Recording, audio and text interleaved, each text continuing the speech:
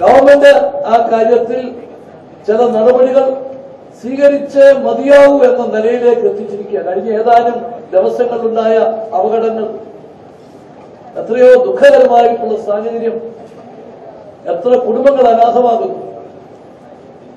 അപ്പോൾ എതിർപ്പുകളെ മറികടന്നും കർശനമായിട്ടുള്ള നടപടികൾ സ്വീകരിച്ചേ മതിയാകും.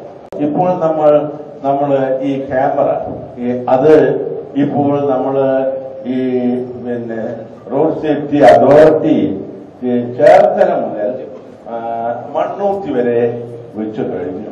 2 കൺട്രോൾ റൂം ഏർപ്പാട് ചെയ്ത് കഴിഞ്ഞു.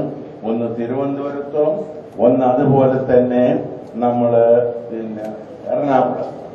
ഇനി ഇപ്പോൾ നമ്മൾ മണ്ണുത്തിയിൽ നിന്ന് മഞ്ചേശ്വരം വരെ ഈ റോഡ് സേഫ്റ്റി ഫണ്ട് ഉപയോഗിച്ചുകൊണ്ട് മോട്ടോർ വെഹിക്കിൾ ഡിപ്പാർട്ട്മെന്റ് ഈ പറയുന്ന ക്യാമറയും ബാക്കിയുള്ള കാര്യങ്ങളും ആധുനിക സൗകര്യങ്ങൾ ഉണ്ടാക്കുകയാണ്.